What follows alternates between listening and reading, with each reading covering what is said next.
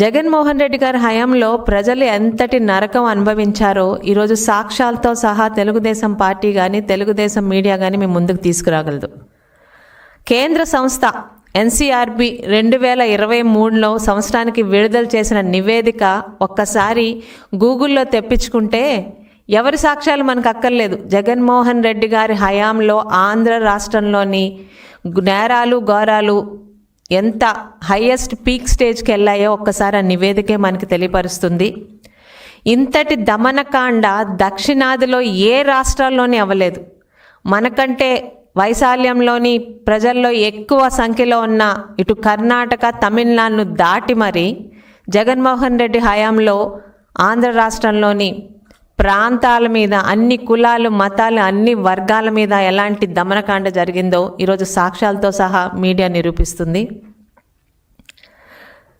దళితుల్లో నేరాల్లో అయితే ఏ దళితులైతే నా సోదరులు సోదరీమణులని చెప్పి ఆస్కార్ లెవెల్లో ఈరోజు జగన్మోహన్ రెడ్డి గారు మాట్లాడతారో, దళితుల్లో నేరకాండలోని ఆంధ్ర రాష్ట్రం జగన్మోహన్ రెడ్డి గారి పరిపాలనలోని భారతదేశంలోనే టాప్ పొజిషన్లో ఉన్న సంగతి ఈరోజు మనకి గణాంకాలు చెప్తున్నాయి. వైసీపీ హయాంలో ఎస్సీ అట్రాసిటీ విషయంలో కూడా జగన్మోహన్ రెడ్డి గారు ఆ రోజు టాప్ లెవెల్లో నిల్చున్నారండి. ఇక విడుదల రజనీ గారికి మేడం గారు ఒక్కసారి మీ హయాంలో జరిగిన నేరాలు ఘోరాలని చిట్టా ఒక్కసారి తీసుకొని వస్తే ఈరోజు మీకు చాలా స్పష్టంగా తెలుస్తుంది. ముఖ్యంగా చంద్రబాబు నాయుడు గారి పాలనకి జగన్మోహన్ రెడ్డి పాలనకి తేడా కూడా మీకు స్పష్టంగా అర్థమవుతుంది. మహిళలకి గౌరవం కల్పించిందే చంద్రబాబు నాయుడు గారు. అంతకుముందు మా పార్టీ నిర్మాణం చేసిన నందమూరి తారక రామారావు గారు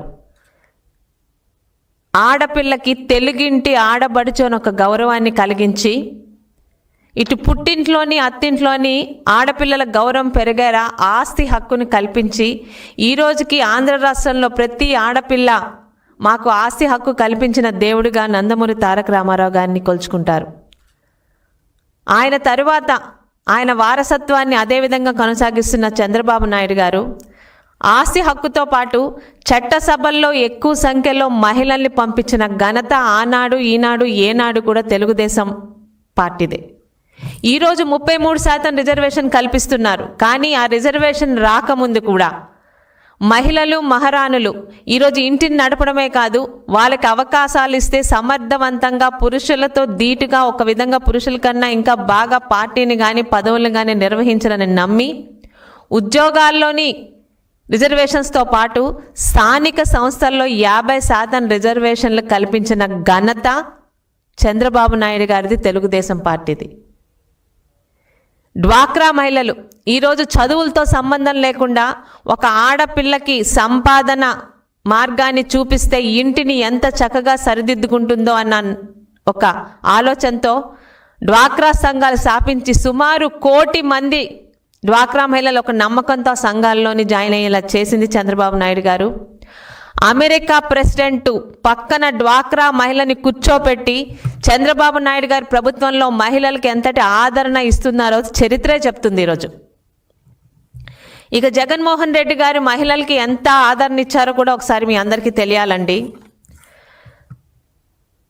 అమరావతి మహిళలు మనెవ్వరం మర్చిపోం. ఈరోజు thanks to media and social media ఈరోజు వీడియోల సాక్ష్యాలు మరియు ఫోటోల సాక్ష్యాలు ఉండడం వల్ల ఈరోజు మీ ముందుకు మళ్ళీ జగన్మోహన్ రెడ్డి గారి దమనకాండని మీ అందరికీ మళ్ళీ నిరూపించగలుగుతున్నాం.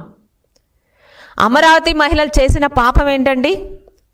చంద్రబాబు నాయుడు గారు 2014లో మనల్ని రాజధాని లేని రాష్ట్రంగా నడి రోడ్డు మీద పెడితే తెలుగువాడి పౌరుషం చూపించేలా అమరావతి రాజధాని పెడతామని అమరావతి కూడా ప్రతి ఒక్కరు ఆమోదంతో తీసుకొచ్చారు. 30,000 ఎకరాల్ని సాదాసీదా రైతులు పేద రైతులు మా భవిష్యత్ తరాలకి ఇక్కడ ఒక అద్భుతమైన రాజధాని వస్తుందని చంద్రబాబు నాయుడు గారి నమ్మకంతో ఇచ్చినదే వాళ్ళు చేసిన తప్పు. 2019కు ముందు అమరావతి రాజధాని ఇక్కడే ఇల్లు కట్టుకున్నానని మొసలి కన్నీరు కార్చి కల్లి బొల్లి కబుర్లు చెప్పిన జగన్మోహన్ రెడ్డి గారు 2019లోని ఎన్నికల్లో గెలవగానే ఆయన నిజస్వరూపం చూపించారు. 5 సంవత్సరాలు అమరావతి మహిళల్ని ఆయన ఎలా ఏడిపించారో, ఎలాంటి ఇబ్బంది పెట్టారో, ఈరోజు మహిళలకి మేమే మంచి చేశామని కల్లిబొల్లి కబుర్లు చెప్తున్న వైసీపీ మీడియా ప్రతినిధులకి, వైసీపీ మహిళా ఎమ్మెల్యేలకి ఒక్కసారి ఫోటోలు కూడా చూడమని చెప్తున్నాను అమ్మల్లారా. వీరు మహిళలే. వీళ్ళు చేసిన తప్పు మనందరికీ రాజధాని కావాలని, ఆంధ్ర రాష్ట్రానికి అద్భుతమైన అమరావతి రాజధాని కావాలని వాళ్ళకున్న భూముల్ని త్యాగం చేసిన నిస్వార్థమైన మహిళలు అమరావతి మహిళలు. వీరి మీద మీ ప్రభుత్వంలో సాధించిన దమనకాండను ఒక్కసారి మీరు కల్లారా చూసి ఈరోజు మీరు మాట్లాడుతున్న అసత్యాలు ఒక్కసారి మళ్ళీ మాట్లాడమని చెప్తున్నాను. 1 కాదు 2 కాదండి, మేమందరం కల్లారా చూసాం. కనకదుర్గమ్మ వారధికి, కనకదుర్గమ్మ దగ్గరికి అమరావతి రావాలని పూజలు చేయడానికి వెళ్తున్న మహిళల్ని మీరు ఎంత ఇబ్బంది పెట్టారో, నడి రోడ్డు మీద ఇస్తిరాకులు లేకుండా రోడ్డు మీద వారు అన్నం తినేలా చేసిన క్రూరమైన మనస్తత్వం మీది. తిరుమలకి పాదయాత్ర చేస్తూ వాళ్ళు చాలా శాంతంగా అమరావతి రావాలి, మా భూములకి ఒక సార్థకత కావాలని తిరుమల దేవుడి దానికి వెళ్తుంటే సర్వేపల్లి దగ్గర మీ అప్పటి ఎమ్మెల్యే అయిన కాకాని గోవర్ధన్ రెడ్డి గారు, ఇంకా ఇంతకన్నా నీచమైన పదం నేను వాడలేకపోతున్నాను, అమరావతి మహిళలు బహిర్భూమికి వెళ్తుంటే వాటి మీద కూడా డ్రోన్లు తిప్పారంటే ఇంకా మీలాంటి నీచ నికృష్టమైన వాళ్ళు ఈరోజు మహిళలకు మేము చేశామని చెప్తుంటే నవ్వాలో ఏడవాలో అర్థం కావట్లేదు.